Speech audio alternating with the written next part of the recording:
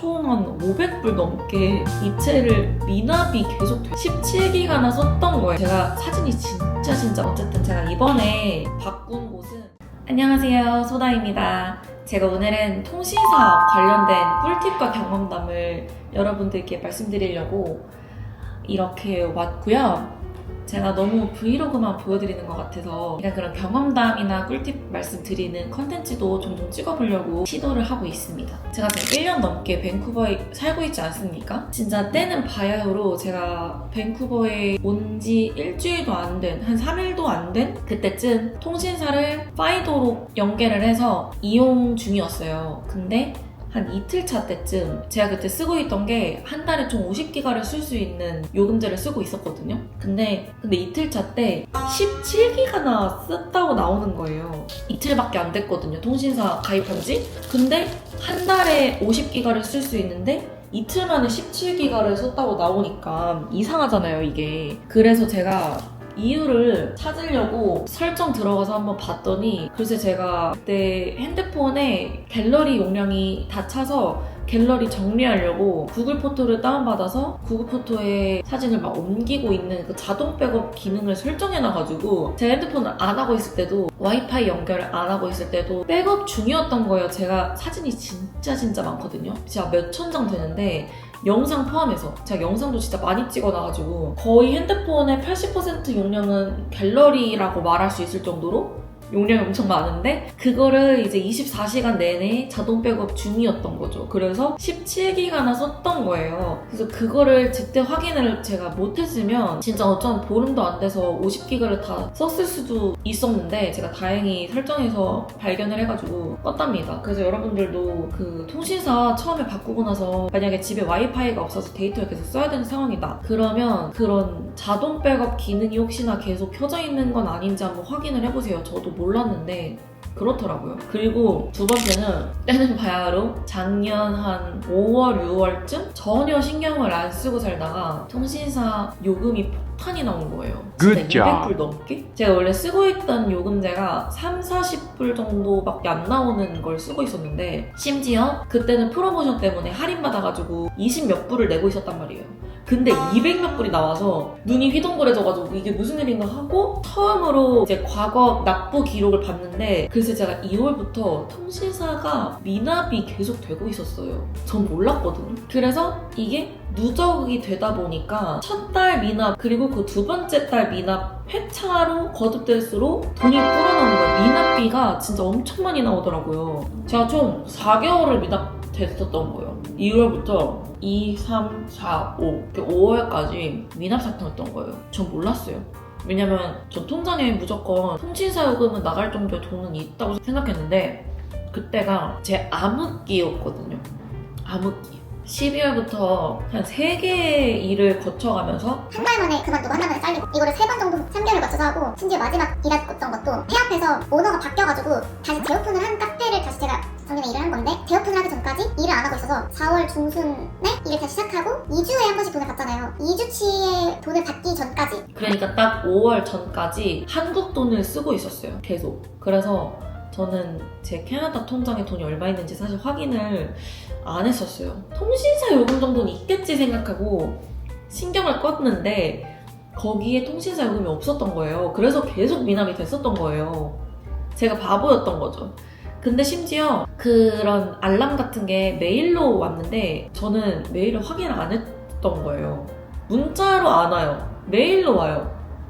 너 미납됐으니까 돈 내라. 그거를 메일로 받았는데 그걸 몰랐던 거죠. 그래서 나중에 알고 나서 메일을 다시 보니까 제목이 되게 광고성 메일처럼 와가지고 확인을 안 했던 거예요. 제가 알고 봤더니. 메일 확인 되게 자주 하거든요. 그래서 여러분들은 조심하시라. 저 같은 분들은 없을 거라고 저는 생각해요. 제가 되게 바보 같았어가지고. 근데 이제 혹시라도 그런 사람도 있다고 말씀드리려고 말씀드린 거예요. 어쨌든 그래서 제가 그걸 알고 나서 바로 그날 그 3, 4개월치 미납된 걸 바로 한꺼번에 돈을 내려고 웹사이트에서 이체를 했어요. 근데 제가 몇 분 뒤에 확인을 해보니까 저는 분명히 그 미납된 걸 다 냈는데 처리가 안 된 거예요. 그래서 저는 이체가 안 된 줄 알았어요. 그래서 한 번 더 이체를 했는데 더블로 나간 거예요, 그게. 제가 그때 한 200~300불 정도 냈는데 안 돼서 한 번 더 해서 총 한 500불 넘게 이체를, 근데 알고 봤더니 아직 처리 중이었던 거예요. 그래서 저는 2번 이체를 한 사람이 된 거예요. 돈이 2번이 나갔더라고요. 500불을 넘게 통신사에 낸 거예요, 이체를.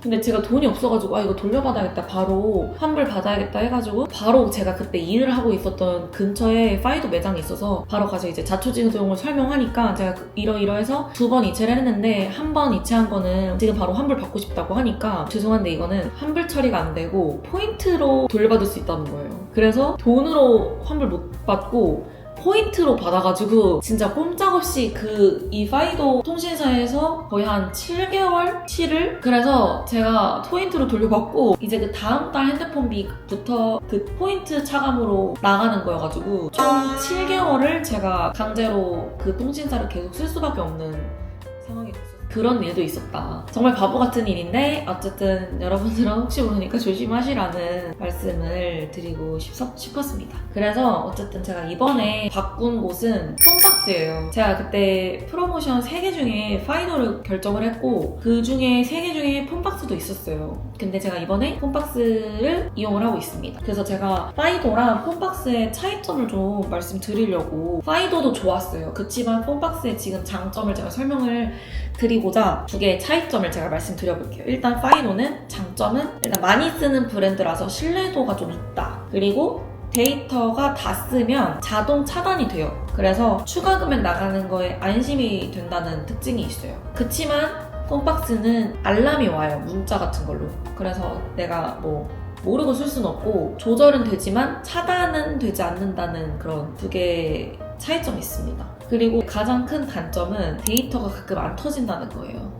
인터넷이 가끔 안 터져요. 분명히 여기는 안 터질 곳이 아니거든요. 제가 심지어 다운타운에 있는데도 안 터질 때가 있어요. 그래서 진짜 답답해가지고 그랬던 적이 있었는데 그랬던 적이 있다. 그래서 이제 폰박스로 제가 왔으니까 왜 제가 폰박스로 옮겼는지 말씀을 드려볼게요. 일단 제 최신 뉴스를 말씀드리자면 2026년 기준 4월 중에 듀얼 플랜이라고 출시가 될 예정이거든요. 제가 이게 뭔지 몰랐는데 이게 요금제 하나로 한국 번호랑 캐나다 번호 둘 다 쓸 수 있는 플랜이래요. 그래서 원래는 한국 번호, 캐나다 번호를 각자 쓰고 왔다 갔다 해야 되잖아요. 근데 이거를 요금제 하나로 둘 다 쓸 수 있다는 그런 듀얼 플랜이 출시가 된다고 해서 이게 좀 기대가 되고, 그리고 두 번째는 아까 제가 말씀드렸던 속도. 제 생각엔 폰박스가 훨씬 더 빠를 것 같아요. 왜냐면 5G를 쓰고 있기 때문에. 그리고 실제로 제가 지금 한 3일 정도 쓰고 있는데 좋아요. 되게 만족스럽습니다. 빠르더라고요. 그리고 아직은 끊긴 적이 없었어요. 그리고 너무 만족스럽다. 그리고 세 번째는 다양한 언어의 전담 CS가 24시간 상담이 가능해요. 그래서 한국어는 무조건 있고요. 일본어, 스페인어, 프랑스어, 각종 다른 언어들이 있다고 들었어요.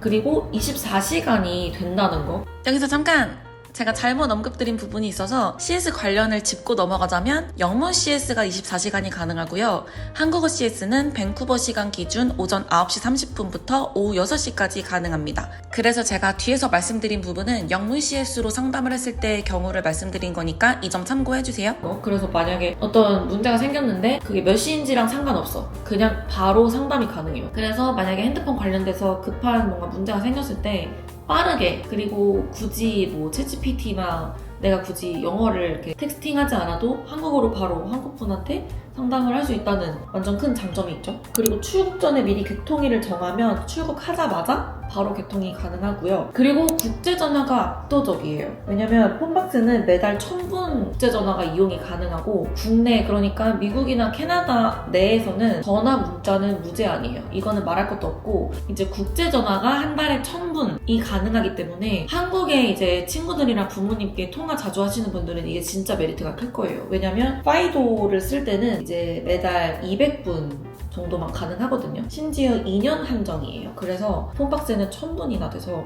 너무 넉넉하게 국제전화를 이용할 수 있답니다. 그리고 테더링이 가능하다는 장점이 또 있어요. 제가 이게 뭔지 몰랐거든요. 카페나 다른 외부 밖에서 와이파이가 불안정하거나 할 때 핸드폰에 있는 데이터를 테더링을 해서 노트북을 쓸 수 있다고 들었어요. 그게 이제 테더링이라고 들었는데 어쨌든 테더링이 가능해요. 근데 이제 파이도는 테더링이 불가능하거든요.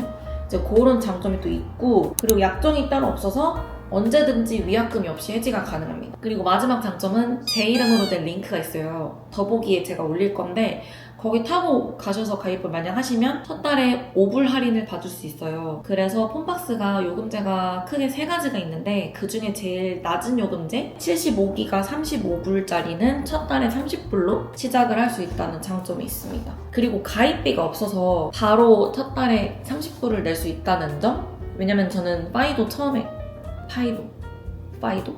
왜냐면 전 파이도 처음에 가입할 때 가입비가 있었어가지고 첫 달 가입비 70불이 있어서 텍스 같은 거 포함해서 거의 한 100불 넘게 내고 시작했었거든요. 근데 여기서는 지금 가입비 없고 위약금도 없어가지고 첫 달에 제 링크 타고 가시면 이제 30불로 75기가 이용하실 수 있어요. 그래서 요 정도입니다. 제가 이렇게 꿀팁 관련된 콘텐츠를 찍어보는 거는 처음인 것 같은데 뭐 그 전에 Q&A 영상 같은 거에서 말씀드린 거 말고는 제가 뭐 이렇게 말씀을 잘 드리려고 정리를 해놓긴 했는데 그걸 이제 보면서 말씀드리긴 했는데 그치만 두서없이 말해서 약간 횡설수설 했을 거거든요. 그리고 요즘 영어를 계속 하다 보니까 한국어를 조금 까먹어서 말을 잘 못해요. 근데 또 영어도 그렇게 잘하지 못해서 연계국어가 되고 있다는 사실. 제가 지금 영상에 말씀드린 것들을 정리해서 더보기에 다시 써놓을 테니까 다시 한번 읽어주시면 좋을 것 같고요. 통신사에 관련된 더 궁금하신 점이 있다면 아래 댓글에 남겨주세요. 제가 답장 빠르게 해드릴게요. 그럼 저는 다음 영상에서 뵐게요. 안녕!